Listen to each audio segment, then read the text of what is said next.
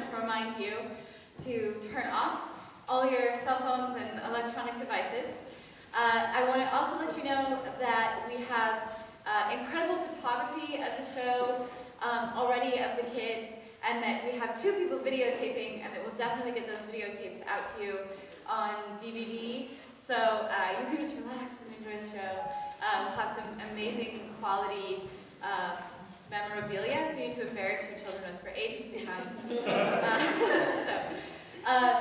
This is part 1, and we're doing both parts tonight in a row of Henry IV, Shakespeare's Henry IV. So this is 12B. They have put an incredible amount of work into this play, and I could not be more proud of them. They get to perform for the student body, and after the performance for the student body, I just wanted to share this little thing. The student body loved it. They were uproarious. It was wonderful during the show. And afterwards, another colleague came up to me and he said, "That was an immense success." And I said, "Yeah, really? Why?" And he said, "Well, you got a room full of high schoolers. They got a room full of high schoolers to laugh at Shakespeare." And I said, "That's so true, and it's an immense success." So I'm just so proud of these students, and I'm so proud of also 12C. If you're able to stay and watch the second part, it's well worth watching. Those kids have worked very, very, very hard as well.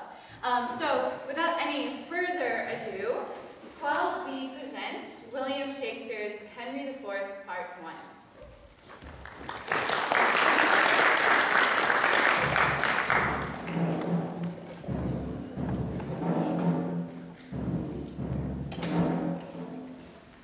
So shaken as we are, so wan with care, find we a time for frighted peace to pant, and breathe short-winded accents of new broils to be commenced in strands afar remote.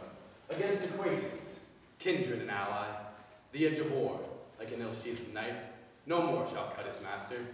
Therefore, as far as to the sepulchre of Christ, whose soldier now, under whose blessed cross we are engaged in impressive fight, forth with the power of English shall we levy, to chase these pagans from those holy fields, over whose acres walk those blessed feet, which 1400 years ago were nailed for our advantage to the bitter cross.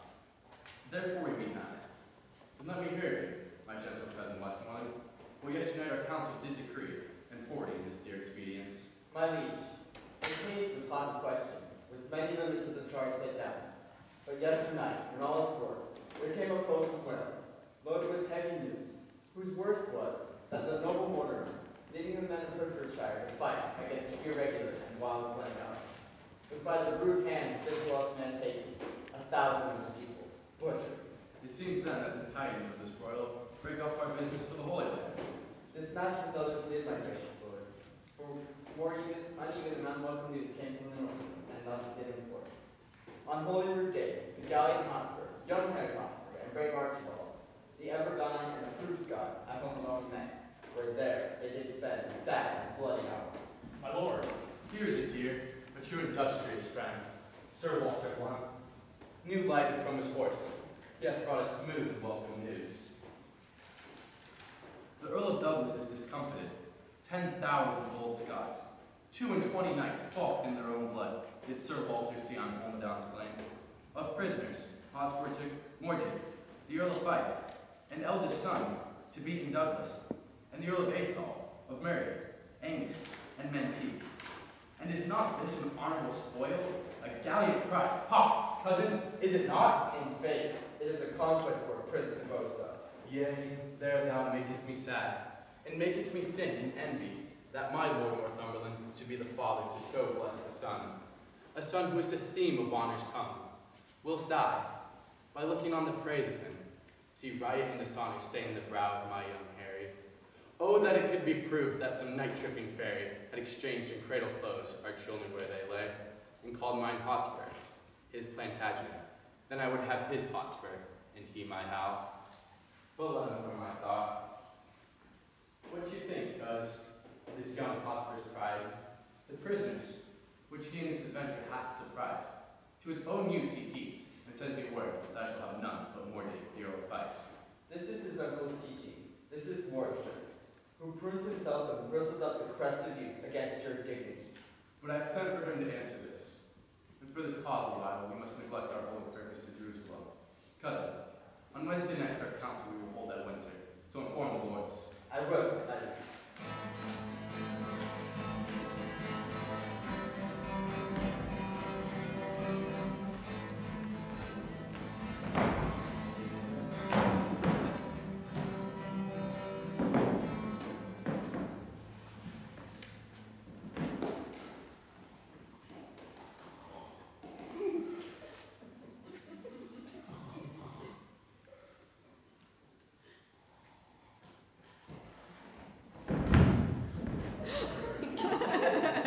Now,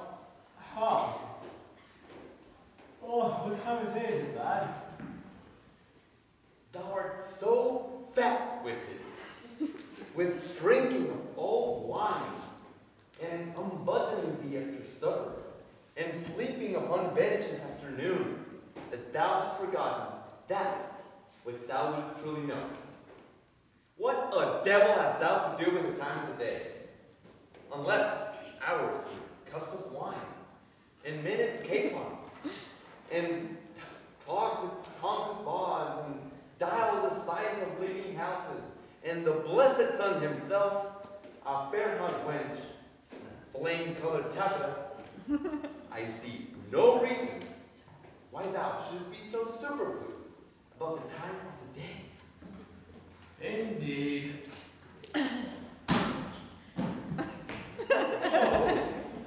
Thou comest near me how? Now, for we that take purses go by the moon and the 7 stars, and not by Phoebus, he that wandering knight so fair. But how? I prithee, when thou art king, God save thy grace. Majesty, I should say, for grace thou wilt have none. What? None? Marry then, sweet wag, when thou art king, let not us that be squires of the night's body be called thieves of the day's beauty. Let us be Diana's foresters, gentlemen of the shade, minions of the moon. And let men say we be men of good government, being governed, as the sea is, by our noble and chaste mistress the moon, under whose continence we steal. Thou sayest well. And it holds well, too. For the fortune of us, that are the moon's men, shall flow and ebb like the sea, being governed, as the sea is, by the moon. By the Lord, thou speakest true, lad. And is not my hostess of the tavern a most sweet wench? Why, what a pox have I to do with my hostess of the tavern? Well, thou hast called her to a reckoning many a time now. Did I ever call thee to pay that part? No, I give thee thy due. Thou hast paid all there. Yea, now, sir. So far as my gun can stretch. And when it would not, I have used my credit. Yea, and used it so that were not here apparent that thou art heir apparent. But I prithee, sir, when thou art king, will there be gallows standing in England? And resolution thus fogged as it is by the rusty curb of Sir Father Antic the Law. Do not thou, when thou art king, hang a thief. No! Thou shalt. Shall I? Oh, rare, I'll be a brave judge. Thou judgest false already. I mean, thou shalt have the hanging of the thieves, and so become a rare hangman. Well, how? Well, it is some sort. It jumps with my humor as well as waiting in the court, I can tell thee. But how, trouble me no more with vanity. An old lord of the council rated me the other day in the street about you, sir, but I marked him not. And yet he talked very wisely, but I regarded him not. And yet he talked wisely, and in the street too.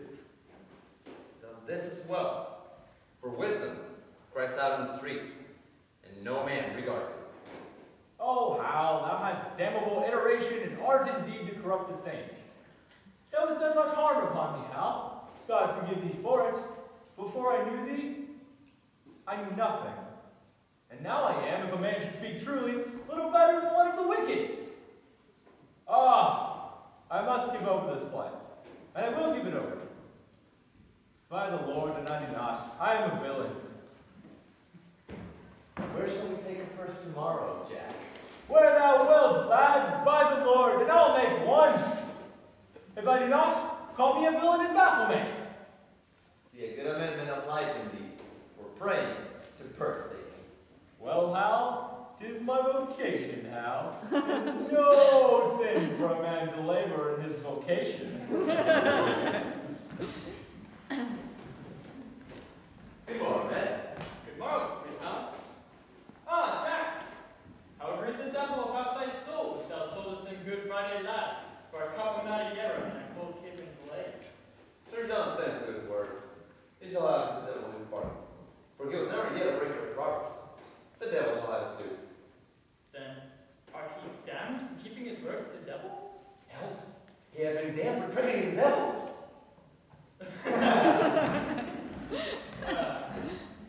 My lads, my lads. By 4 o'clock, early tomorrow, at Gateshill, there are pilgrims riding to Canterbury with rich offerings, and traders riding to London with fat purses. If you will go, I shall stuff your purses full of crowns. If you will not, tarry home and be hanged. Hear ye, Edward. If I tarry at home and go not, I'll hang ye for going. You will, Chuck? Hal, will thou make one? Who, I rob? I a thief? Not I, by my faith. There's neither honor, manhood, nor good fellowship in thee. Now thou comest not of the blood royal, and thou darest not stand for 10 shillings. Well, come with it. I'll tarry at home. By the Lord, I'll be a traitor then when thou art king. I care not. Sir John, I pray thee, leave the prince and me alone. I will lay him down such reasons for this adventure that he will go. Well, God give ye the spirit of persuasion, and him the years of profiting. Ah! Farewell. Yeah. You shall find me in each street. Farewell, thou latter spring. Farewell, all palm summer. Now, my good sweet honey prince, ride with us tomorrow. I have a jest to execute. I cannot manage alone. Falstaff, Bardolph, Peto, and Gateshill shall rob those men that we have already weighed in. And, when they have booty, if we do not rob them, cut this head off my shoulders. How shall we part with them, setting forth? Why, we shall set forth before or after them, and appoint them a place of meeting, wherein it is at our pleasure to fit, and they will venture upon the exploit themselves, which they shall have no sooner accomplished before we set upon them. Yea, but 'tis like that they will know us by our horses, by our habits, and by any other appointment to be ourselves. Tut! Our horses they will not see. I'll tie them in the wood. We shall change our visits after we leave them, and Sirrah, I have cases of buckram for the nuts, to a master under that word garments. Yea, but I doubt they'll be too hard for us. Well, for 2 of them, I know them to be as true-bred cowards as ever turned back. And for the third, if he fights longer than he sees reason, I'll forswear him. The virtue of the jest will be the incomprehensible lies this same fat goat will tell us later at supper. How 30, at least, he fought with, and what wards, and what blows, and what extremities he endured. And in the reproof of this lies the jest. Well, I'll go with thee. Provide us all things necessary, and meet me tomorrow night in Eastcheap. There also, farewell. Farewell, my lord.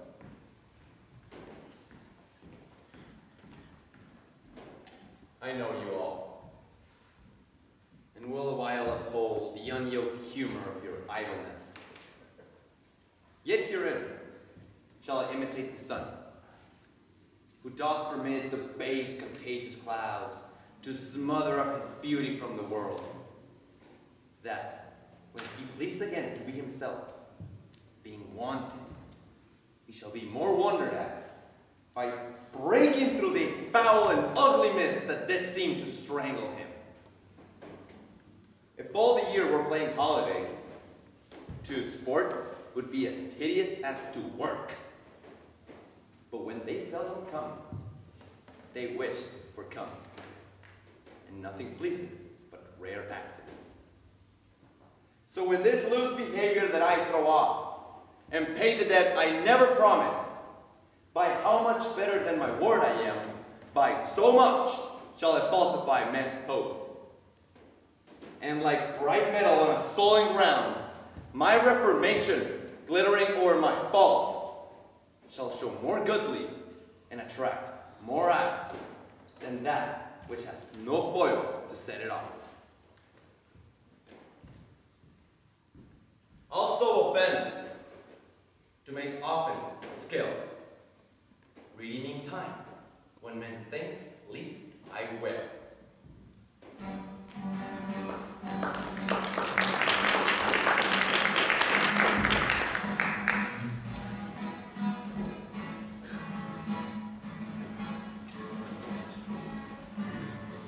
My blood hath been too cold and temperate, unapt to stir these indignities, and you have found me, for accordingly you tread upon my patience. But be sure I will from henceforth rather be myself, mighty and to be feared, than my current condition, which hath been smooth as oil, soft as young down, and therefore lost that title of respect that the proud soul never pays but to the proud. Our house, my sovereign liege, little deserves the scourge of greatness to be used on it, and that same greatness too which our own hands have hoped to make so portly. My lord. Worcester, get thee gone, for I do see danger and disobedience in thine eye. O sir, your presence is too bold and peremptory. Your majesty might never yet enter the moody frontier of a servant brow. You have good leave to leave us. When we need your use in counsel, we shall send for you. You about to speak? Yea, my good lord. Those prisoners in your highness's name commanded, which Harry Hotspur here at home alone took, and were, as he says, with not such strength denied, as delivered to your majesty. Either envy, therefore, or misprison is guilty of this fault, and not my son. My liege, I did deny no prisoners, but I remember when the fight was done, when I was dry with rage and extreme toil, breathless and faint, leaning upon my sword, came there a certain lord, neat and trimly dressed. He was perfumed like a milliner, and as the soldiers bore dead bodies by, he called them untaught names, unmannered, to bring us slovenly and handsome course betwixt the wind and his nobility. He questioned me, amongst the rest, demanded my prisoners in your majesty's behalf. Out of my grief and my impatience, answered indirectly, I know not what, he should or he should not. For he made me mad to see him shine so brisk, and smell so sweet, and talk so like a waiting gentlewoman. I answered indirectly, as I said, and I beseech thee, do not let his report come current as an accusation fix my love in your high majesty. Circumstance considered, good my lord. Whatever Lord Harry Hotspur then had said to such a person in such a place, at such a time, with all the rest retold, may reasonably die, and never rise to do him harm, or any way impeach that which he said. So he unsay now. Why, yet he doth deny his prisoners, but with proviso and exception that we, at our own charge, shall ransom straight his brother-in-law, the foolish Mortimer, who, on my soul, hath willfully betrayed the lives of those that he did lead to fight against that great magician, damned Glendower, whose daughter, as we hear, the Earl of March hath lately married.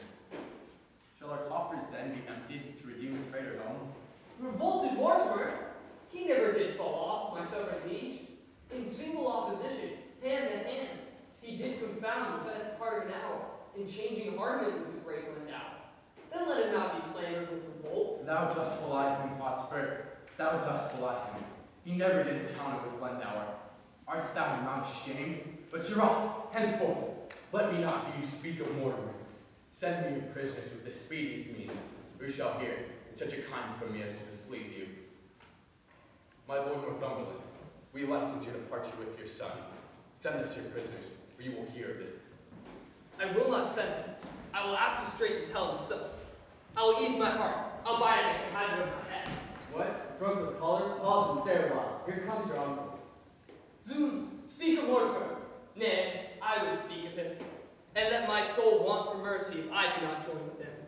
Yea, on his part I'd empty all these veins, and shed my dear blood, drop by drop, into the dust. But I would raise this downtrodden Mortimer as high in the air as some thankful king. Brother, the king hath made your nephew knight, whose struck the seat up after I was gone? He will, forsooth, have all my prisoners. And when I urged again the ransom of my wife's brother, his cheek turned pale, and on my face he turned an eye of death, trembling even at the name of Mortimer. I cannot blame him. Was not he proclaimed by Richard that dead is the next of blood? But stop that, Ray. Did King Richard proclaim my brother Edmund Mortimer heir to the crown? He did. Myself did hear it. Nay, then I cannot blame his cousin king, who wished him on the barren mountain star. But shall it be that you, who placed the crown upon the head of this forgetful man, and for his sake wear the detested block of murderous subordination, shall it be that you, a world of curses undergo? No, and a time serves well where you may redeem your banished honors, and restore yourselves into the good thoughts of the world again. Revenge the jeering and disdain contempt of this proud king who studies day and night to answer all the debt he owes to you. Why, even with the payment of your bloody debts, therefore... Please, cousin, say no more. And now I will unclasp a secret book into your quick conceiving discontents. I'll read you matter deep and dangerous. I cry earnestly. Those same noble Scots that are your prisoners. I will not send them. By God, he shall not have a Scot of them. No, if a Scot would save his soul, he shall not. You start away and lend no ear unto my purposes. Those prisoners you shall keep. Nay, I will keep them. That is flat. He said he would not ransom Mortimer, forbade my tongue to speak of Mortimer, but I shall find him when he sleeps, and in his ear a hollow Mortimer. Hear you, cousin, a word. All studies here I solemnly defy, save how to Gallon pinch this bully broke. And that same sword and buckler, Harry, the Prince of Wales? Ah, but I think his father loves him not, and would be glad if he met with some mischance. I would have him poisoned with a pot of ale. Farewell, kinsman. I'll talk to you when you're better tempered to attend. I have done it, in faith. Then once more to your Scottish prisoners. Deliver them up without the ransom straight, and make the Douglas son your only name for powers in Scotland. You, my lord, your son in Scotland being thus employed, shall secretly into the bosom creep of that same noble prelate, well beloved, the Archbishop. Of York is not. True, who bears hard his brother's death at Bristol, the Lord Screw. I smelt, upon my life, it will do well. Before the game is afoot, thou still that stood? Why, it cannot choose but be a noble plot. And then the powers of York and Scotland to join with Mortimer, huh? And so they shall. In faith, it is exceedingly well aimed. And 'tis no little reason bids us speed, to save our heads by raising them. For bear ourselves even as we can, the king will always think him in our debt, and we think ourselves unsatisfied, till they have found a time to pay us home. And see already how he doth begin to make us strangers with looks of love. He does, he does. We'll be revenged on him. Cousin, farewell. No further goingness than I by letter shall direct your course. All sail to Glendower and Lord Mortimer, where you and Douglas and our powers at once, as I will fashion it, shall happily meet.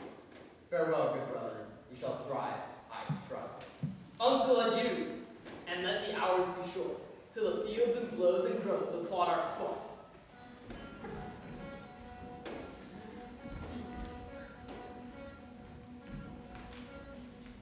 Come, shelter, shelter. I have removed Falstaff's horse and frets like a gum of velvet. Stand closer. Points! Oh. Points to be hanged! Points! Peas, you fat-kidney rascal! What a brawling must thou keep? Where's Points, Hal? He's walked up to Dublin Hill. I'll go see him. Oh. I'm accursed to rob in that thief's company. The rascal hath removed my horse and tied him I know not where. If I walk but 4 foot by the squire further afoot, I shall break my wind. Points, Hal, a plague upon you both. Bardolph, Pito, I'll starve ere I rob a foot further. A plague upon it when thieves cannot be true to one another. Oh, give me my horse, you rogues. Give me a horse and be hanged. Peas, you fat guts! Lying in here close to the ground, listen if I can hear the tread of the travelers. Hast thou any levers to lift me up again, being down? What a plague we need to colt me thus. Thou lies. Thou art not colted. Thou art uncolted. No, I myself and I own heir apparent daughters. Stand. So I do against my will. Tis our setter. Barnum, what news? Casey, on with your visitors. There's money at the king's coming down the hill. It is going to the king's extra. You lie, you rogue. Tis going to the king's tavern. There's enough to make us all. To be hanged. Sirs, you four shall front them in the narrow lane. Then poison them will walk lower. If they escape from your encounter, then they fire on us. How many be there? Some 8 or 10. Zoons, will they not rob us? What a coward, Sir John Paunch. Sirrah, Jack, thy horse stands behind the hedge.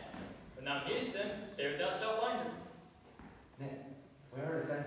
Here, hard by. Stand close. Now, my masters, happy man be his dole, say I. Every man to his business. Hello, neighbors. We'll lead our horses down the hill. We'll walk a foot a while and ease our legs. Son! Strike! Down with them! Cut the villain's throats! Ah! Horse, son, caterpillar, bacon-fed knaves! I hate us you! Down with them! Fleece them! Oh, we are done. We'll be in ours forever. Hide ye, gore-bellied knaves! Are ye undone? No, you fat toughs! I will your halls over here! On, bacon's on! What? Are ye grand jurors? Well, journey, faith!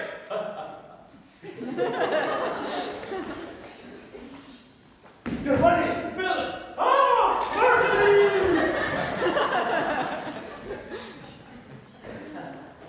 Got with much ease. I'm early to horse. All the thieves are scattered and possessed with fear. Awake, Ned, pulse of sweats to death. Large the lean earths who walks along. Weren't for laughing, I should pity him. How's it going? Roar!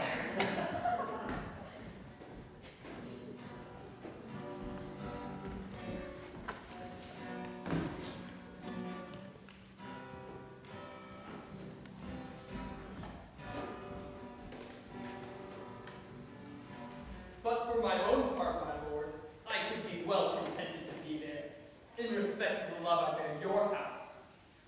He could be contented. Why then is he not? In respect of the love he bears our house, he shows in this. He loves his own barn better than he loves our house. Let me see some more. The purpose you undertake is dangerous. Why, that is certain. 'Tis dangerous to take cold, to sleep, to drink. But let me tell you, my lord fool, out of this nettle of danger we shall pluck this flower of safety.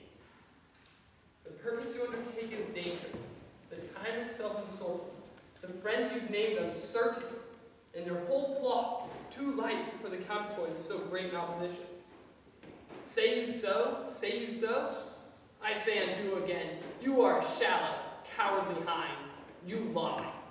Is there not my uncle, my father, and myself, the Lord Mortimer, our Lord of York, and Owen Glendower? Is there not besides the Douglas? Have I not all their letters to meet me in arms by the 9th of next month? Are they not some of them set out already?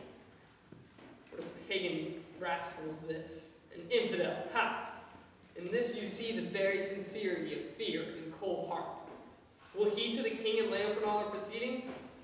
Hang him, let him to the king. We are prepared. I shall set forward tonight. How now, Kate? I must leave you within these 2 hours. Oh, my good lord. Why are you thus alone? For what offense have I this fortnight been a banished woman from my Mary's bed? Tell me, sweet lord, what is it that takes thy stomach, thy pleasure, and thy golden sleep? Why dost thou bend thine eyes upon the earth, and stare so often when thou sittest alone? Why hast thou lost the fresh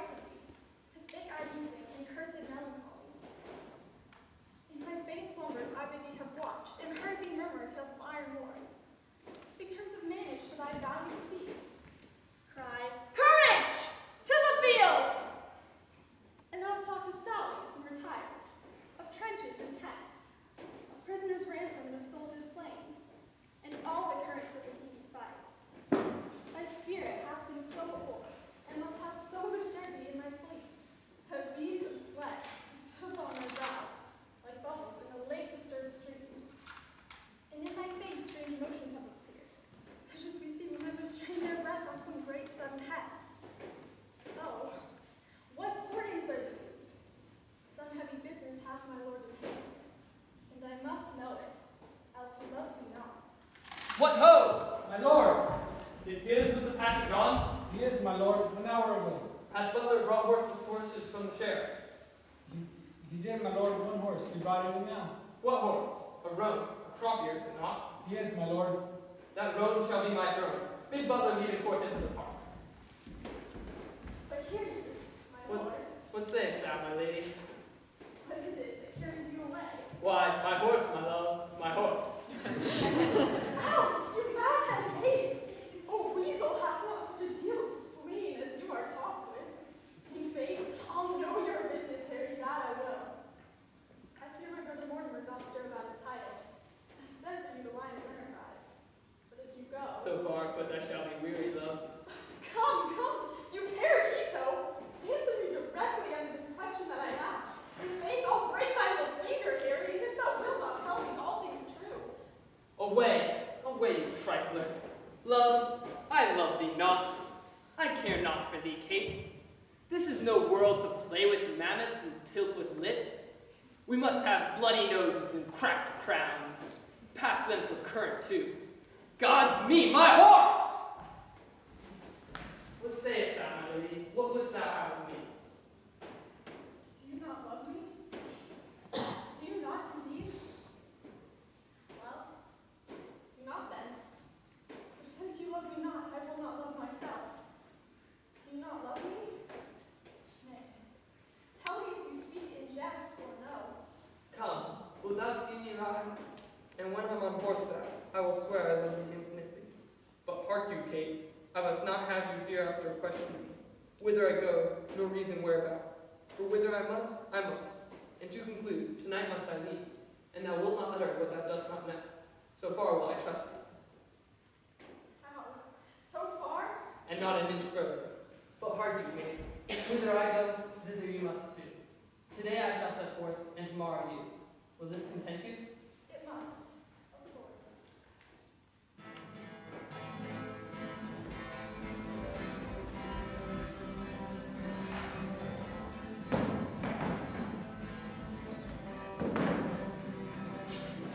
Really?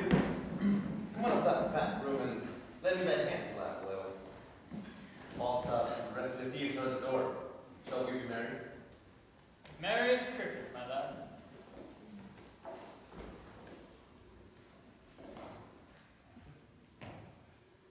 Welcome, Jack. Where hast thou been? A plague of all cowards, and a vengeance too! Marry, and a man, bring me a cup of wine, boy. Ere I lead this life long, I'll sew nether socks, and mend them and foot them too. Bring me a cup of wine, rogue. Is there no virtue extant? This thou oversees from the kids, dish and butter. Pitiful hearted Titan, melted in the sweet tail of the suns. If thou this, behold thy promise. Ah, there's lime in this wine too. There's nothing but villainy to be found in roguish men. And yet a coward is worse than a cup of wine with lime in it. A villainous coward. Go thy ways, old Jack. There live not 3 good men unhanged in England, and one of them is fat and grows old. God help the while. How now, Wolfsack? What mutter you? Are you no coward? Answer me that, and point here. Zoos, ye fat paunch, and ye call me a coward? By the Lord, I'll stab thee! I call thee coward. I'll see thee damn very call thee coward. But you are straight up in the shoulders. You care not who sees your back. Call that backing of your friends? A plague of such backing. Give me them that will face me. Oh, I am rogue if I drunk today. Oh, villain! Thy lips are scarce wiped since thou drunkest last. Girls one for that. A coward, so say I. What's the matter? What's the matter? There be 4 of us here to obtain £1,000 this day morning. Where is it, Jack? Where is it? Where is it? Take it from us, it is. 100 upon poor 4 of us. What? 100 men? If I was not at half sword with a dozen of them 2 hours together, then I am no gentleman.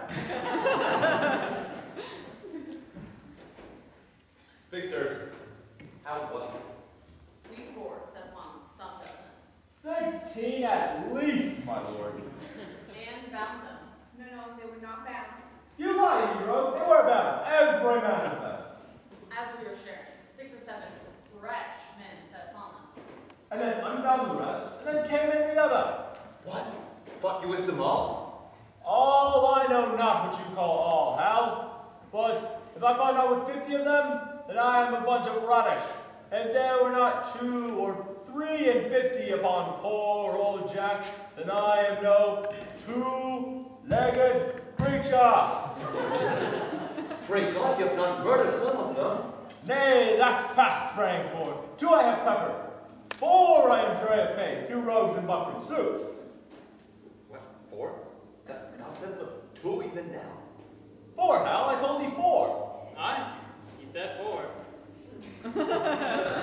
These 4 came all up front, and mainly thrusted me. But I made no more ado, but took all their 7 points in my target. Thus. 7? Thou says but 4 even now. In buckram? Aye, 4 in buckram suits. 7! By these hilts, or I'm a villain else. Prithee, let him alone. We shall have more anon. Dost thou hear me, Hal? I mark thee too, Jack. Good, for it is worth the listening to. These 9 in buckram that I told thee of. So 2 more already. The being broken, Down fell the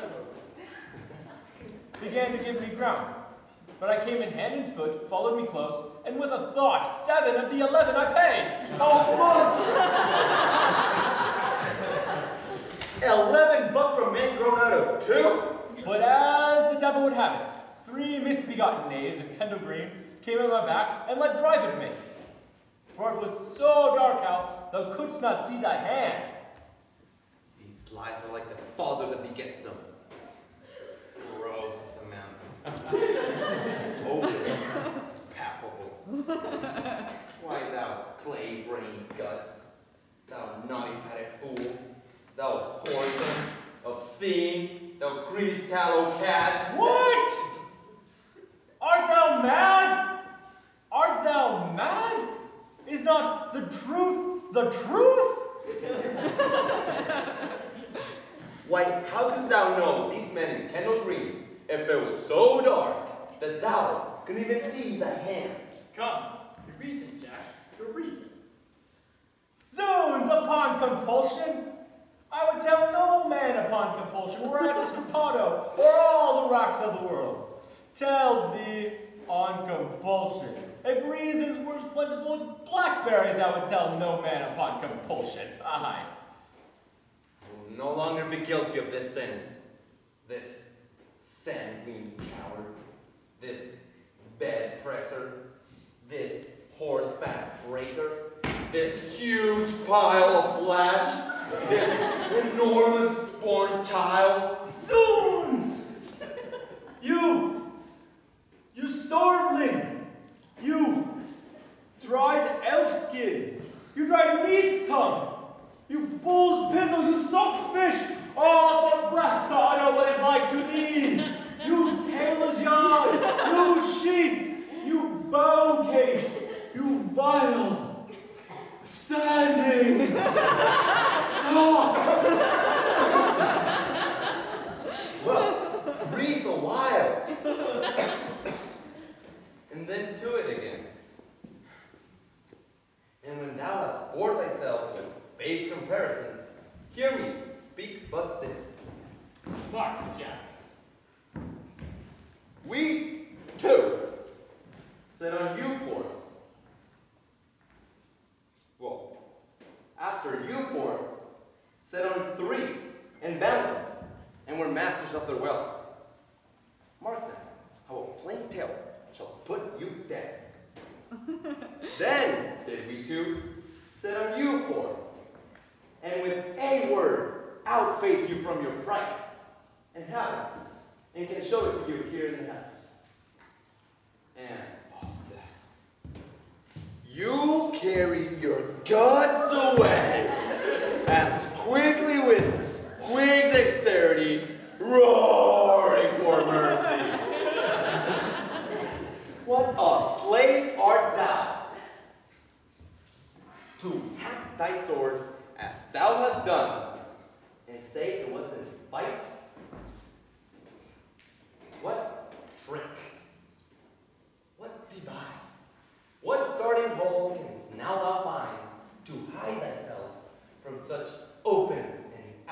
shame. Let's hear, Jack.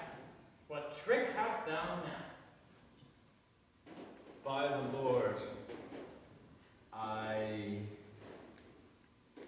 knew ye is he the Magi. What? Tell me, my masters, was it for me to set upon the true prince? Should I kill the heir apparent? But lad, I am glad you have the money. Hostess, clap to the doors, watch tonight, pray tomorrow. Gallants, lads, boys, hearts of gold. What? Shall we be married? Not then. And the argument shall be thee running away. And thou lovest me. No more of that, Hal. Oh, Jesu, my lord the prince. Oh no, my host of the tavern. What says that to me? Mary, my lord, there's a nobleman at the court at door would speak with you. He says he comes from your father.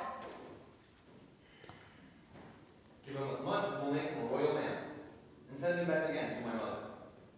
What manner of man is he? An old man. That doth gravity out of his bed at midnight? Shall I give him his answer? Prithee do, Jack. Faith. I shall send him happy. Now, sirs, my Our Lady, you fought fair. So did you, Vito. And so did you, Bartle. You are lions too. You rannest away upon instinct. You will not touch the true prince, no fie. Faith, I ran when I saw others run. Faith! Now tell me now in earnest, how did Falstaff's sword come so happy?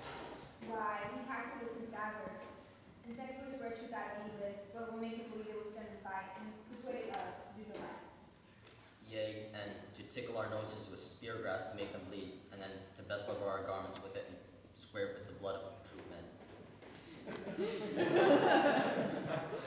Thou hast fire and swords by thy side, yet you ranst away. What instinct hast thou upon it? My lord, do you see these meteors? Do you behold these exhalations? I do. What think you they portend? Hot livers and cold persons. Caller, my lord, if rightly taken. Here comes lean Jack. Here comes Barrow. How long ago was it, Jack, that thou sawest thine own knee? My own knee? How? When I was about that age, I was no more than an eagle's talon in the wings. There's going his news abroad. That was Sir John Bracy from your father. He must have the courts in the morning. That old fellow of the north, Hotspur, and he of Wales. What a plague call you him? Oh, Glendow. Owen the same. And his son-in-law Mortimer, and all Northumberland. And that sprightly Scot of Scots Douglas, that rides on horseback up a hill perpendicular. He that rides at high speed with his pistol, kills a sparrow flying? Headed. So did he never the sparrow. But tell me how, art thou not terribly at fear? Thou being heir apparent, could the world pick thee out 3 such enemies again, as that fiend Douglas, that spirit Hotspur, and that devil Glendower? Art thou not terribly afraid? Does not thy blood thrill at it? Not I, by my faith. I lack some of thine instinct. Thou wert be horribly chid tomorrow when thou comest to see thy father. If thou love me, practice an answer. Do thou stand for my father, and examine me upon the particulars of my life. Shall I? Content. This chair shall be my state, this dagger my scepter, and this cushion my crown. Thy state is taken for a jointed stool, thy golden scepter for a leading dagger, and thy rich, precious crown for a pitiful, bald crown. Well, here's my letter. And here's my speech. Stand aside, dear. Oh, Jesu, this is excellent sport, I faith. Weep not, sweet queen, for tristful tears are vain. Oh, the father, how he holds his countenance. By the God, lords, convey my tristful queen, for tears do stop the floodgates of her eyes. Oh, Jesu, he doth it as like one of those harlotry players as ever I see. marvel at how thou art accompanied, but how thou spendest thy time. For though the chamomile, the more it is trodden on, the vaster it grows. Yet youth, the more it is wasted, the sooner it wears. That thou art my son, I have partly thy mother's word, partly my own opinion, but chiefly a villainous trick of thine eye and a foolish hanging of thy nether lip, which doth warrant me. If thou art my son, here lies the point. Shall the son of England prove a thief and take purses? A question to be asked. Now, Harry, I do not come to thee in drink, but in tears, not in pleasure, but in passion, not in words only, but in woes also. And yet, there is an honorable man who I have often noted in thy company, but I know not his name. What manner of man, and the like of man, Majesty? A goodly, portly man, corpulent, of a pleasing look, a cheerful eye, and a most noble carriage. And now I remember me, his name is Falstaff. Yes, got you in that Falstaff. Him keep with, the rest banish. Now tell me, thou naughty varlet, tell me, where hast thou been this month? Dost thou speak like a king? Do thou send for me, and I'll play my father. Depose me? Well, here I am sent. And here I stand, judge, my masters.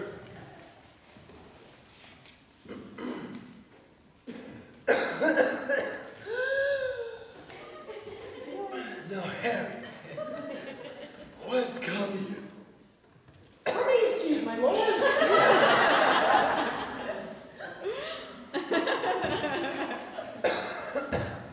The complaints I hear about you are grievous. Blood, my lord, they are false. Swearest thou, ungracious boy, henceforth never look on me again. Thou art violently carried away from grace. There is a devil, hunts thee in the likeness of an old, fat man. A ton of man is thy companion. Wherein is he good, but to taste wine and drink it? Wherein neat and cleanly, but to carve a capon and eat it? Wherein cunning, but in craft? Wherein crafty, but in villainy? Wherein villainous, but in all things? Wherein worthy, but in nothing? I want your grace to take me with you. What means your grace? That villainous, abominable, misleader of youth, Falstaff! The man I know. How noble! But to say I know more harm in him than in myself is to say more than I know. If sack and sugar be a fault, God help the wicked. No. Good by the Lord. Banish Bardolph. Banish Peto. Banish Pond. But for sweet Jack Falstaff. Kind Jack Falstaff. True Jack Falstaff. Valiant Jack Falstaff. Banish not him thy Harry's company. Banish not him thy Harry's company. Banish Plum Jack, and banish all the world. I do. I will.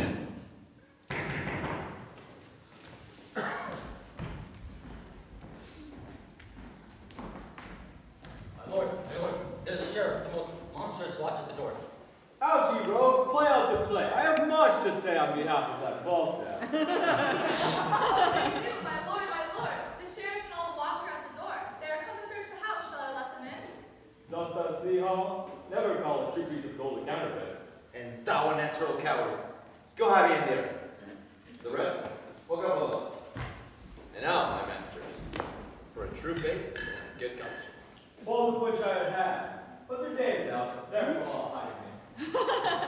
Come, sir.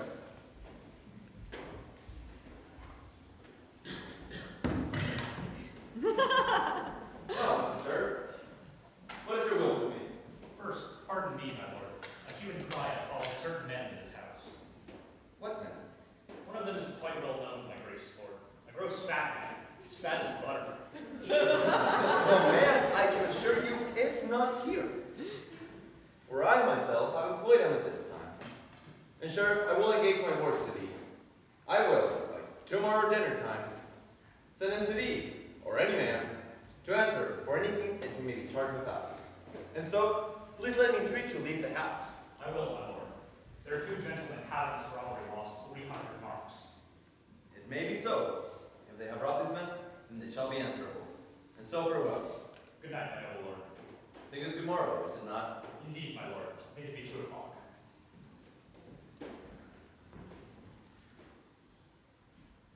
Go call them forth.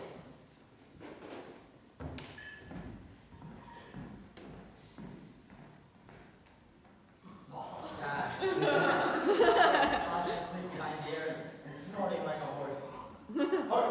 How hard he fetches his breath. Search his pockets. Nothing but papers, my lord. See what they be. Read them.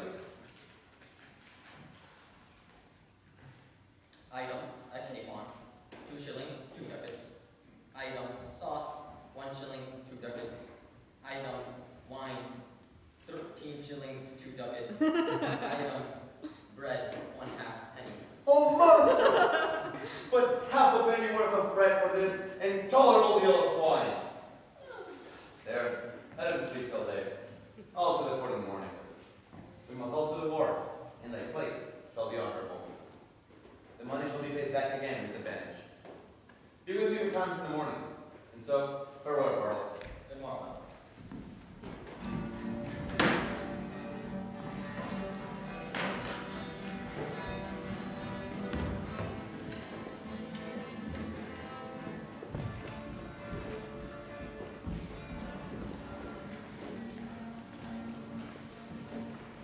Promises are fair, the party sure. Now induction is full of prosperous. Lord Mortimer, was Cousin Glenda. Will you sit down? Uncle Worcester, I'm playing upon it. I forgot the map. Yes, yes. Safe cousin Hotspur, safe good cousin Hotspur. But by that name, as oft as Lancaster doth speak of you, his cheek looks pale, and with a rising sigh he wisheth you in heaven. And you in hell, as often hears old Glendauer spoke of. I cannot blame him. At my nativity, the front of heaven was full of fiery shapes of burning crescents, and at my birth, the frame and huge foundation of the earth shaped like a coward. Why, so would have done in the same season, if your mother's cat had but kitten, though yourself never was born. I say the earth did shake when I was born. I say the earth was not of my mind. If you suppose as fearing you, it shook. The heavens were all on fire, the earth did tremble. Oh, then the earth trembled to see the heavens afire, and not in fear. Please, cousin Hotspur. I get you mad. I can call spirits from the vasty deep. Why, so can I, so can any man. But will they come when you do call them? Come, no more of this unprofitable chat. 3 times hath Henry Bolingbroke made head against my power. Thrice against the banks of Wye and sandy bottom 7 have I sent him bootless home and weather beaten back. Are the indentures drawn? Shall we be gone? Moon shines fair, you may away by night. I'll haste to ride during the thaw. Break with your wives of your departure hence. I'm afraid my daughter will run mad, so much she dotes on her mortal. Here come our wives, let us take our leave. This is the deadly spite that angers me. My wife can speak no English. I know Welsh. My daughter weeps. She will not part with you. She'll be a soldier too. She'll to the wars. I understand thy looks.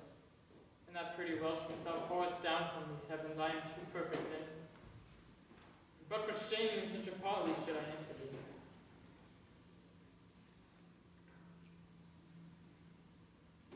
I understand thy kisses, and thou mine.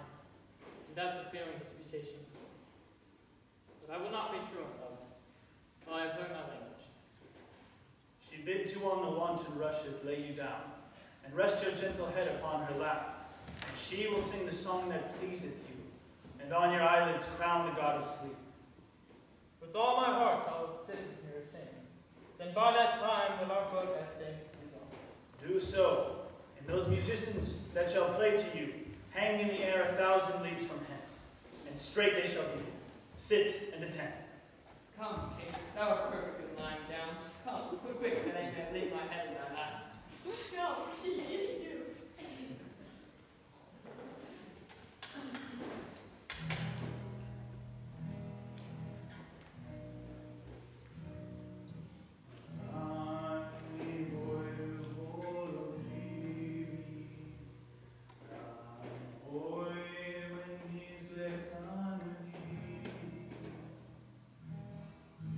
Now I think the devil understands Welsh, and 'tis no marvel he is so humorous. By Our Lady, he is a good musician. Wouldst thou have thy hand? No, And be still. neither. 'Tis the woman's fault. What's that? Peace, she sings.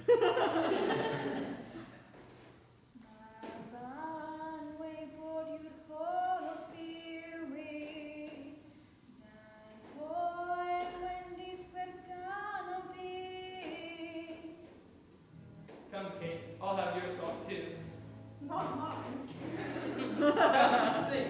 I will not sing. Well, I'll wait within these 2 hours, and so, come in when you will.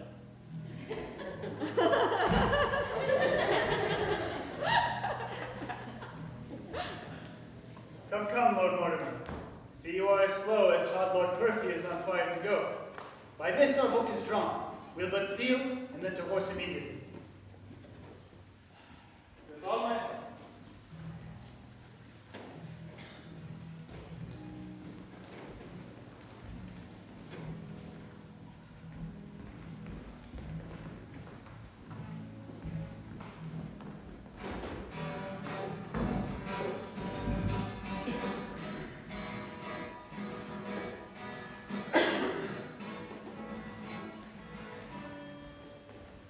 Thou dost in thy passages of life make me believe that thou art only marked the hot rod and the vengeance of heaven to punish my restraints.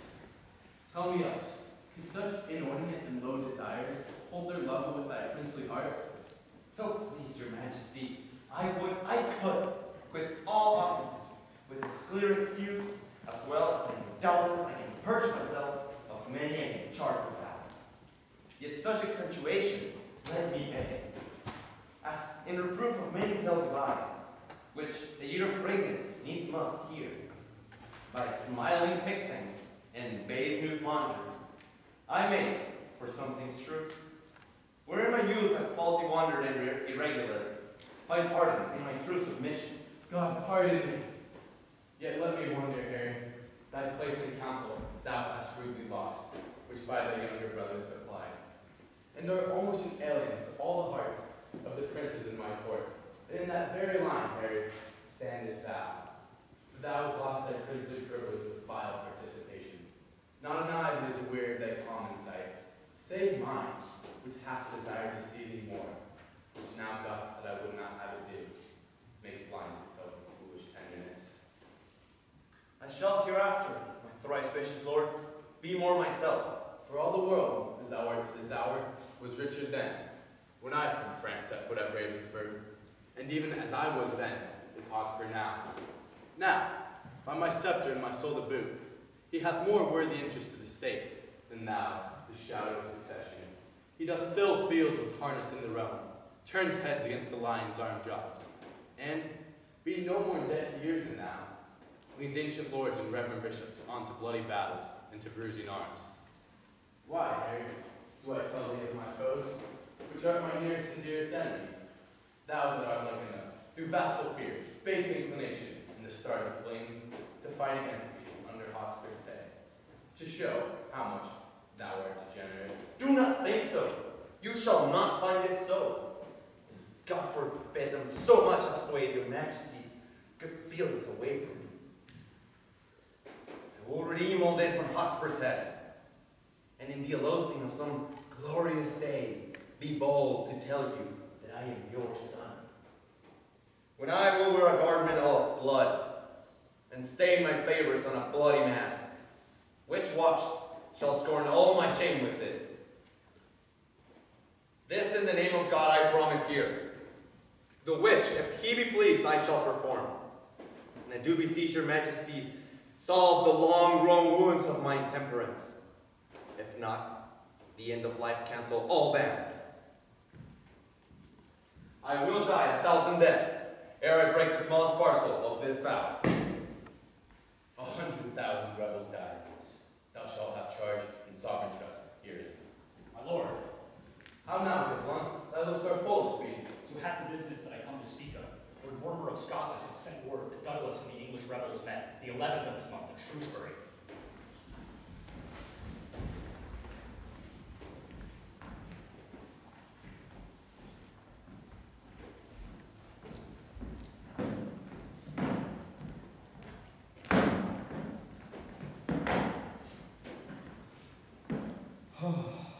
Far off. Am I not fallen away vilely since this last action? Do I not bait? Do I not dwindle? Company, villainous company, hath been the spoil of me. Sir John, you are so fretful. You cannot live on. There it is. Yea. Come, sing me a body song. I was virtuously given once, virtuous enough, swore little, diced not above 7 times a week, went to a bawdy house once in a quarter of an hour, paid money that I borrowed 3 or 4 times, lived well and in good compass, and now I live out of all order, out of all compass. Why, you are so fat, Sir John, that you must needs be out of all compass, out of all reasonable compass, Sir John. Do thou amend thy face in all event of my life.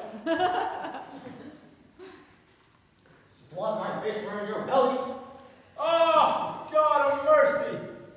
Were it so, that would be sure to be heartburn. Sir John! How now, Dame Part with the Hen? Have you inquired yet who picked my pocket? Why, Sir John, what do you think, Sir John? Do you think I keep thieves in my house? I have searched, I have inquired. So has my husband, man by man, boy by boy, servant by servant. The tip of a hair was never lost in my house before. You lie, hostess. Bardolph was shaved and lost many a hair. I? No, I defy thee. God's light, I was never called so in my own house before. Go to. You're a woman. I know you well enough. No, Sir John, you do not know me, Sir John. I know you, Sir John. You owe me money, Sir John, and now you pick quarrels to beguile me of it. I bought you a dozen of shirts to your back. Dowlas, filthy dowlas. I've given them away to bakers' wives if they've made bolters of them. Now as I am a true woman, hold out of 8 shillings now. You owe money here besides, Sir John, for your dagger and my things, and money lent you £4.20. Yeah, it is part of it. Let him pay. He? Alas, he is poor, he had nothing. How? Poor? What call you rich? Look upon his face. Let him coin his nose. I have lost a searing of my grandfather's worth 40 mark. Oh, Jesu, I have heard the prince tell my own on how I'll bury his copper. Spud, the prince is a jack, a sneak cup. Spud and he were here, and I would be sure to cudgel him, like a dog, if he would say so.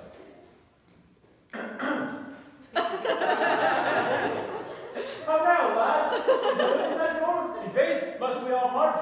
Nay, 2 and 2, Newgate fashion. My lord, I pray you hear me. How now, Mr. Skugton? How does thy husband? I love him well. He is an honest man. Good, my lord, hear me. Nay, leave her and list to me. What sayst thou, Jack? The other night I fell asleep here behind the arras. I had my pocket picked. This house is turned bawdy house. They pick pockets. What hast thou loot, Jack? Would thou believe me how? 3 or $4 of 40-pound apiece. And a seal ring of my grandfather's. A trifle, some 8 penny man. So I told him, my lord, and I said I heard your grace say so. And my lord, he speaks most vilely of you, like a foul-mouthed man as he is. And said he would cudgel you. What? He did not. There's neither faith, truth, nor womanhood in me else. There's no more faith in thee than in a stewed prune. Go, you thing, go. Say, what thing? What thing? Huh, a thing to thank God on. I'm no thing to thank God on. I would thou shouldest know it. I'm an honest man's wife, and setting my manhood aside, thou art a knave to call me so. Set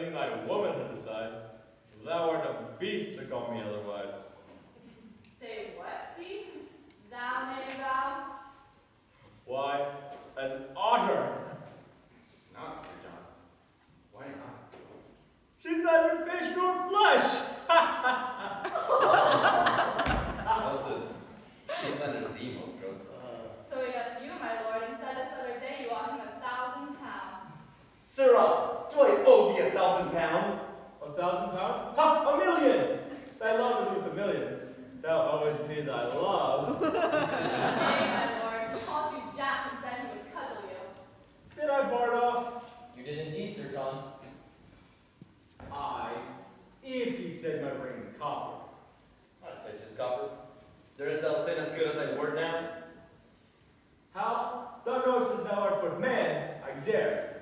But as thou art prince, I fear thee as I fear the roaring of a lion's whelp. Why not as the lion? Thy father is to be feared as the lion. Dost thou think I would fear thee as I fear thy father? Nay, and I do. I pray God my guard I'll break. Oh, if it should. How would thy guts fall about thy knees? There's neither room for truth, faith, nor honesty in that bosom of thine. It's all filled with guts and midriff. Blame an honest woman for picking thy pocket? If there were anything else in thy pocket but tavern record names and memorandums of body houses and half a penny worth of sugar candy to make thee long-winded, if thy pockets were enriched with any other injury, then I am a villain. And yet, you will stand to it. You will not pocket up wrong. Art thou not ashamed? How thou knowest in the state of innocency, Adam fell? What should good Jack Falstaff do in the days of villainy? Thou knowest I have more flesh than another man, and therefore more frailty. Do thou confess then, you picked my heart.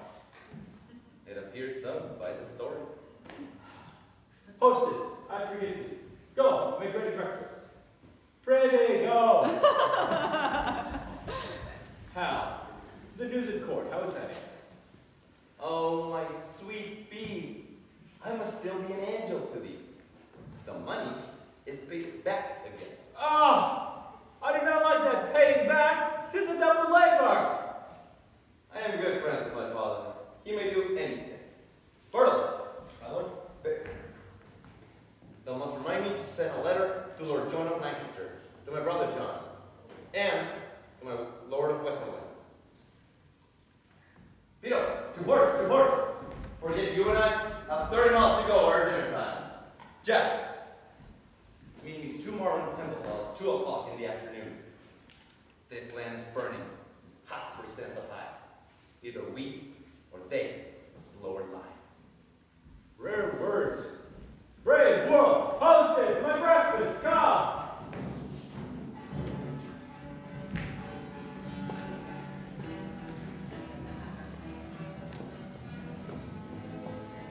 Well said, my noble Scot. If speaking true, in my heart's love hath no man to do so. Nay, task me for my word. Approve me, Lord. Darn of honor. My lord! What letters hast thou there? These letters come from your father. From him? Why comes he not himself? He cannot, my lord, he is grievously sick. In such a bustling time, who leads his power? Under which government do they come along? His letters bear his mind, my lord, not I. I prithee, tell me, doth he keep his bed? He did. 4 days served, my lord. On time of my departure, he was much feared by his decision. Would the state of time had first been whole, and he by sickness had been visited. His health was never better worth than now. Sick now, droop now. This sickness doth affect the very lifeblood of our enterprise. And yet, he doth give us bold advertisement. If with our small conjunction we should on, to see how fortune is disposed to us. For as he writes, there is no quailing now, for the king is surely possessed of all our purposes. What say you to it? Your father's sickness is a maid to us. The quality and care of our intent is no division. It will be thought by some that know not why he is away, that wisdom, loyalty, and mere dislike of our proceedings kept our own heads. And think how such an apprehension may turn the tide of fruitful passion and breed a kind of question in our cause. This absence of your father shall occur, but shows the ignorant a kind of fear before not dreamt of. You stray too far. I would rather of his absence make this use. If without his help we can make a head to push against the kingdom, with it we shall overturn it, topsy-turvy down. My lord, My cousin Vernon, welcome by my soul. Pray God my news worth both, Lord. Earl Westmoreland, 7,000 strong, marches hitherward. With him, Prince John. No harm. What more? And further, the king himself in person is set forth, or hitherward visited speedily, with strong and mighty preparations. Shall we welcome too? And what of his son, Harry, the nimble-footed madcap Prince of Wales? and his comrades, who daftly rolled aside and bid a pass. All furnished, all in arms, baited like eagles having lately bathed, glittering in golden coats, like images whose full spirit as the month of May. I saw young Eric, his fleeces on his thighs, rise up from the ground like feathered Mercury, as if an angel dropped from the clouds to turn and find the fiery Pegasus, and witch the world with noble horsemanship. No more, no more. Let them come. They come like sacrifices in their train. Into the fire-eyed maid of smoky war, all hot and bleeding shall we offer them. Oh, that blend hour will come. There is more news. In Worcester I learned as I rode along. He cannot draw his power for 14 days. That's the worst tidings I've heard of yet. Aye, by my faith, that bears a frosty sound. What may the king's whole battle reach unto? To 30,000. Then, let us take a muster speedily, for doomsday is near. Die all, die merrily. Talk not of dying. I am out of fear of death. Lord off! Get you before the Coventry. Fill me a bottle of wine. Our soldiers shall march through. Will you give me money, Captain? Lay out, lay out. Oh, if I be not ashamed of my soldiers, I am a soused garnet. I have got, for 150 soldiers, 300 and odd pounds. They've bought out their service. And now my whole charge consists of ancients, generals, lieutenants, gentlemen of companies, slaves as ragged as and as such as were never soldiers. I'll not march to Coventry with them, that's flat. Nay, and the villains walk wide betwixt the legs as if they had chains on. For indeed I had the much of them out of prison. How now, Long Jack? How now, Bill? How now, Hal? I thought thee already at Coventry. My lord of Westmoreland, I cry you mercy. I thought you were already at Shrewsbury. Faith, Sir John, 'tis more than time that I were there, and you too, but my powers are there already. The king, I tell you, looks for us all. We must away all night. Tut, never fear me. I am as vigilant as a cat to steal cream. I think to steal cream indeed. For like that, I've made thee already butter. But tell me, Jack, whose are these fellows that we come after? Mine, Hal, mine. I did never see such pitiful rascals. Tut, tut. Food for powder, food for powder. They'll fill a hole as well as better. Tush, man. Mortal men, mortal men. Aye, Sir John, but methinks they are bears. Beggar. Make haste. Hotspur's already in the field. Is the king encamped? He is, Sir John. I fear we shall stay too long.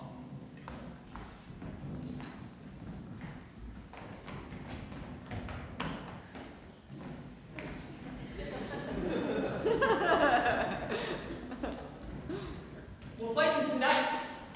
It may not be. You give him then the advantage. Not a whit. You do not counsel well. You speak it out of fear and cold heart. I hold as little counsel with weak fear as you, my lord, or any Scot that this day lives. Let me see tomorrow the battle which lasts fears. Yea, or tonight. Tonight, say I. Content. Remember, the king exceedeth ours. For God's sake, cousin, stay till all come in. I come with gracious offers from the king, if you vouchsafe me hearing and respect. Welcome, Sir Walter Blunt, and would to God you of our determination. For many here love you greatly, and some still envy your good name and grand deserve. Because you do not stand with us, but against us like an enemy. May God defend, but still I should stand so long as out of limit and true rule you stand against an anointed majesty. But to my charge, the king bids you name your griefs, and with all speed you shall have your desires with interest, in pardon absolute for you yourselves in these hearings led by your suggestion. My uncle, my father, and myself do give him that same royalty that he wears. I came not to hear this. Then to the point. In short time after, he deposed the king, disgraced me in my happy victories, sought to entrap me by intelligence, raided my uncle from the council board, enraged dismissed my father from the court, broke oath on oath, committed wrong on wrong, and in short drove us to seek out this head of safety, and to pry withal unto his title, which we find too indirect for long continuance. Shall I return this answer to the king? No, we'll withdraw a while, and in the morning early shall my uncle bring to him our grievances. I would you would accept of grace and love. And maybe so we shall. Pray God you do. How bloodily the sun begins to peer above yon busky hill. The day looks pale at his distemperature.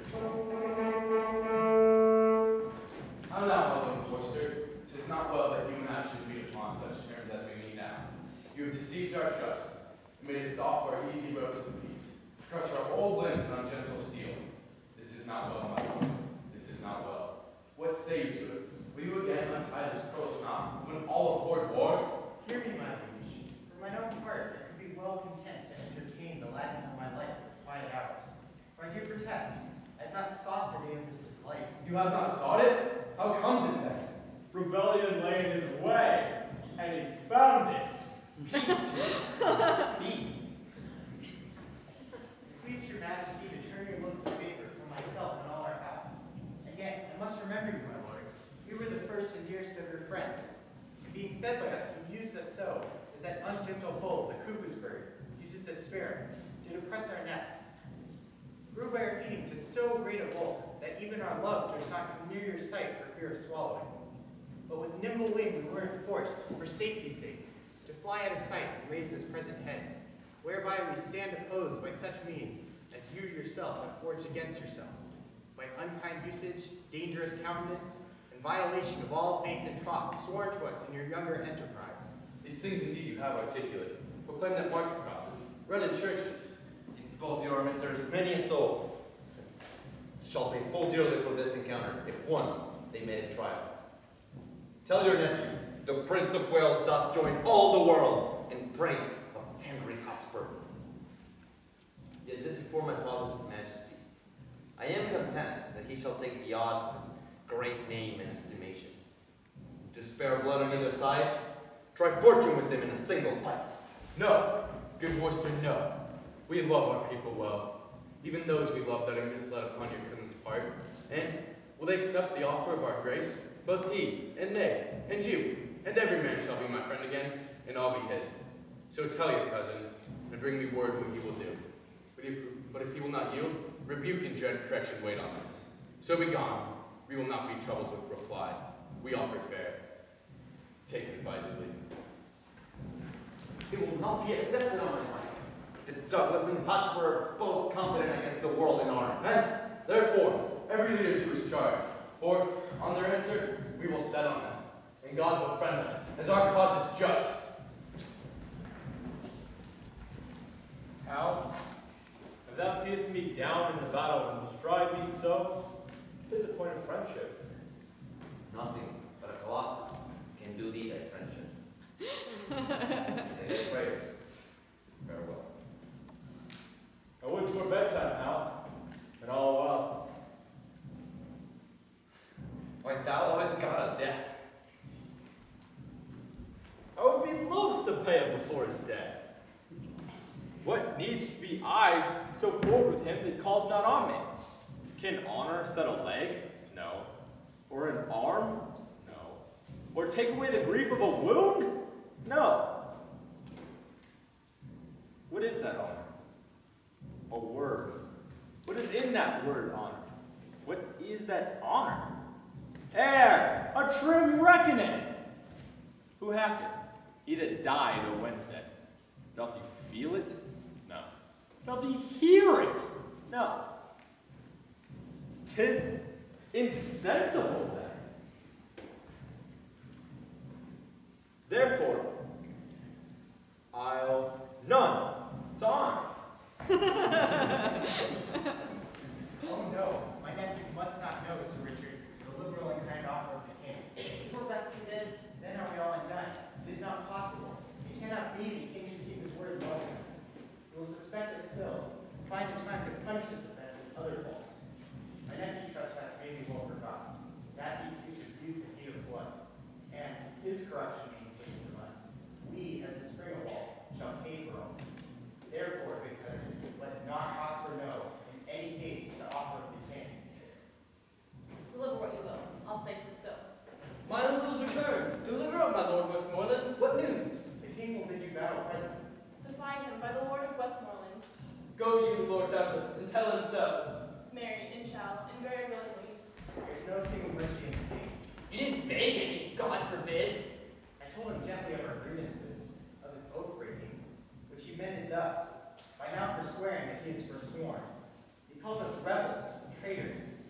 discourage with haughty arms this hateful knave in us. Arm has been to arms, for I have thrown a brave defiance in King Henry's teeth. The Prince of Wales set forth before the king, and we challenge you to single fight. Oh, would that the quarrel lay upon our heads, and that no man today might draw a short breath, save I and Harry Monmouth. But tell me, how seemed his casket? Seemed it in content? No, by my soul, I never in my life did see a challenge urged more modestly. He gave you all the duties of the man, trimmed up the phrases with the princely tongue, and which became him like a prince indeed. Tried his shrill youth as if he mastered there a double spirit of teaching and of learning instantly. Cousin, I think thou art enamored with his follies. And I never did hear of any prince so wild a libertine. But be as he will, yet once ere night I would embrace him with a soldier's arm, that he may shrink under my courtesy. Arm, arm with speed, and fellows, soldiers, friends, better think of what thou must do than I, who have not the gift of tongue, who raise your blood with persuasion. My lord, his letters are for you. I cannot read them now. O gentlemen, the time of life is short. My lord, prepare. The king comes on haste. I thank him that he interrupts me from my tale. For I profess not talking, only this. Let each man today do his best. And here I draw this sword, whose temper I intend to stain, with the best blood that I can meet withal in the adventure of this perilous day. Now, Esperance Hotspur, it's on!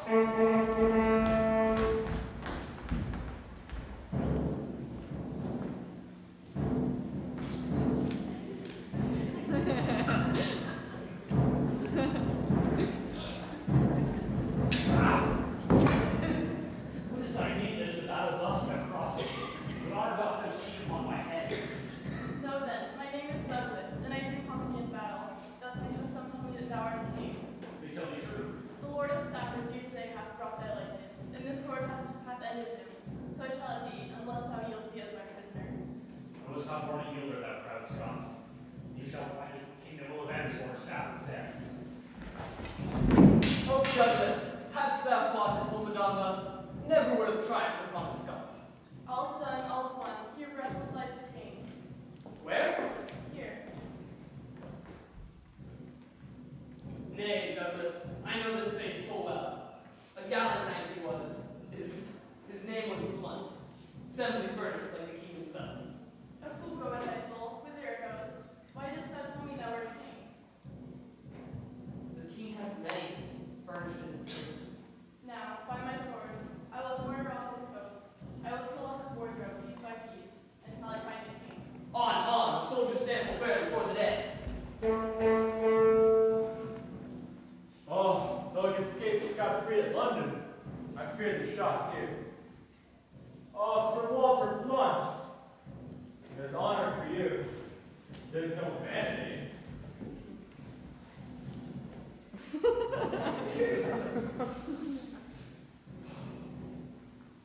I'm as hot as molten lead. God keep lead out of me. I have enough weight with my own bowels. Oh, I've led my ragamuffins where they are peppered. There live not 150, not 3 left live. Standest thou idle here? Lend me thy sword.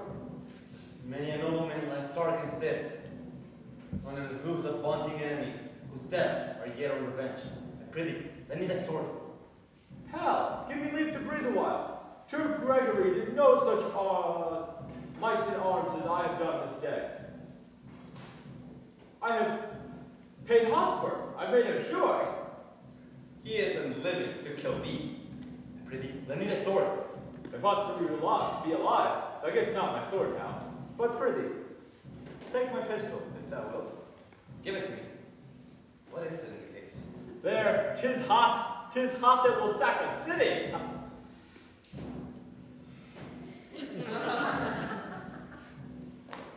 What is the time to jest and dally now?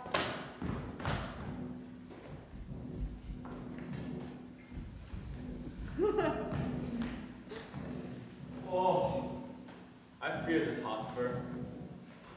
If he be alive and looking to kill me, oh, if he come in my way, so. But if I come in his willingly, Let him make a carbonado out of me.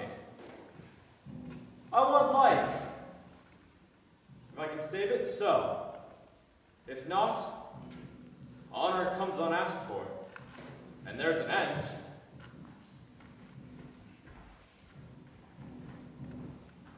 I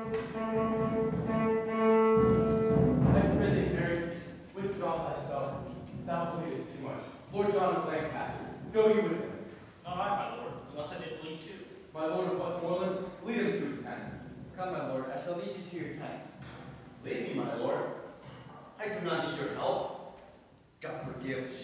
Such a shallow scratch will drive the Prince of Wales through such a field as this, where stained nobility lies strided on, and triumphant rebels massacres. We breathe too long. Come, cousin Westmoreland. Our duty this way lies. For God's sake, come. My God, thou hast deceived me, Lancaster. I did not think thee lord of such a spirit. Before, I loved you as my brother, but now, I respect you as my soul.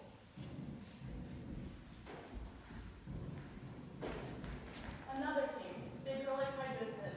I am the Douglas, failed to all those that wear those colors on them. Where art thou that kind of is the person of a king? The king himself. I have 2 sons. Seek Hotspur and thyself about the field. But seeing thou fallest upon me so luckily, I will assail thee. So defend thyself. Hold up thy head, Paul Scott, or thou art never to hold it up again. It is the Prince of Wales that threatens thee, who never promised, but means to pay.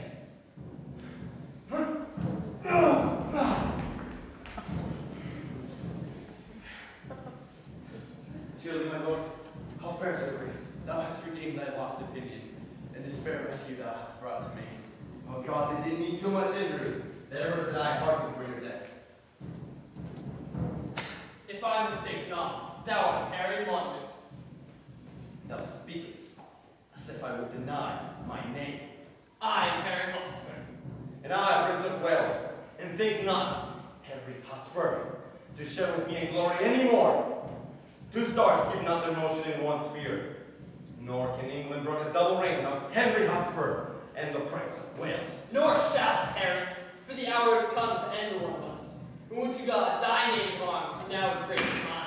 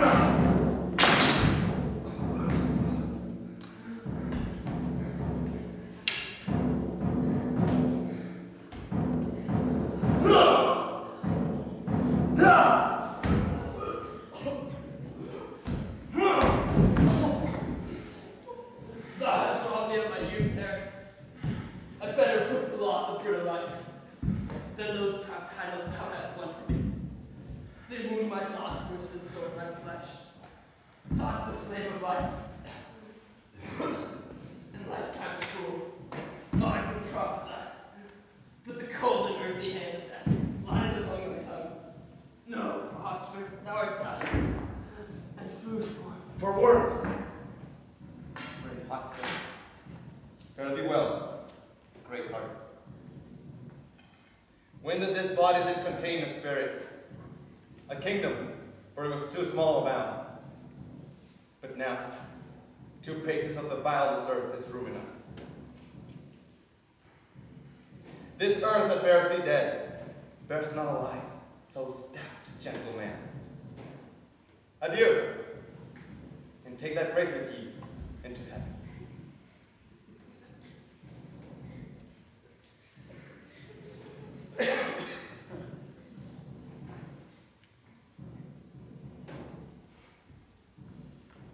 What? All the please. Could not all this flesh keep in a little life? Poor Jack. Farewell.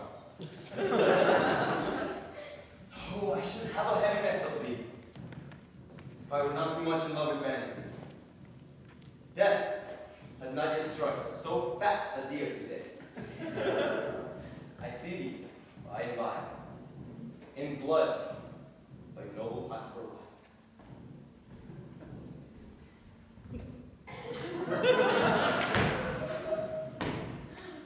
Blood. Was time to counterfeit. Counterfeit? I lie, I am no counterfeit. To die is to be counterfeit. For he is but the counterfeit of a man who hath not the life of a man. But to counterfeit dying, and thereby liveth, is to be no counterfeit, but the true and perfect image of life indeed. Oh, I fear this Hotspur, though he be dead. For what if he too should counterfeit and thereby rise? Therefore I'll make him sure. Yea, and say I killed him. Nothing confutes but eyes, and no one sees me. Therefore, Sirrah. Now, with that new wound in your thigh, come you away with me.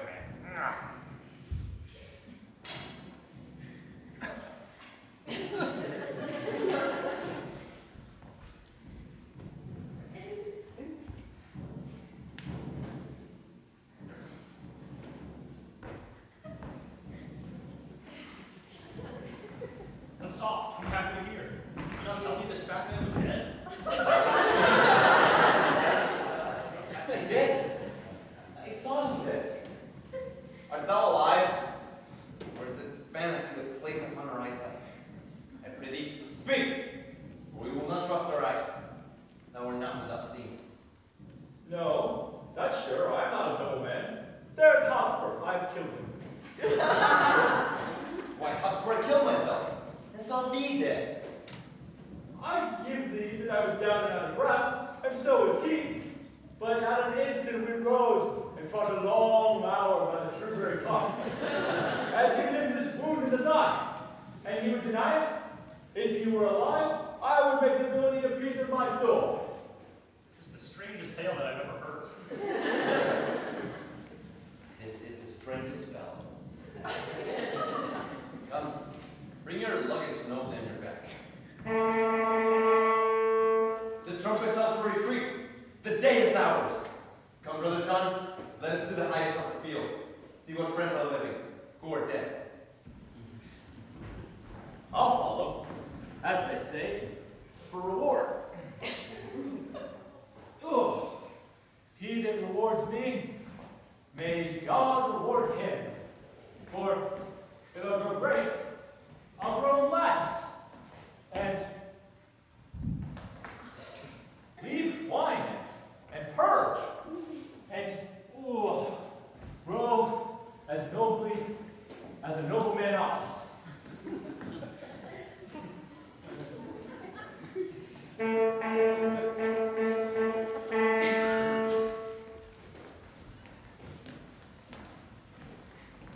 Thus ever did rebellion find tribute, ill-spirited warster. Did we not send grace, pardon, and terms of love to all of you? And wouldst thou turn our offers contrary? A noble earl and many a creature else had been alive this hour, if, like a Christian, thou hadst truly borne betwixt our armies true intelligence. What I have done, my safety urged me to, and I embrace this fortune patiently, since not to be avoided if fall on me. Bear Worcester to the death, and Vernon too. Other offenders we will pause upon. How goes the field?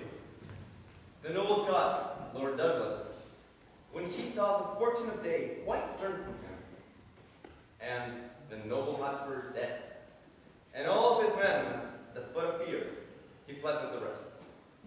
And when falling down a hill, he was so bruised that the pursuers took him. At my tent, the Douglas is, and I do beseech your grace I may dispose of him with all my heart. Then, Brother John of Lancaster, to you this honorable bounty shall belong. Go to the Douglas, and dispose him up to his pleasures, ransomless and free. His valor has showed up to repress, hath taught us we must cherish such high deeds, even in the bosom of an adversaries. I thank your grace for this high courtesy, which I shall give away immediately. Then this remains, that we divide our power, you, son John, and cousin Westmoreland. For George shall avenge you with your dear speed, to to meet with Northumberland and the prelates group, who, as we hear, are busily in arms. Myself and you, son Harry, will towards Wales to fight with Glendower and the Earl of March. Rebellion in this land shall lose his sway, meeting the check of such another day. And since this business so fair is done, let us not leave till all our own be won. England! England! Henry!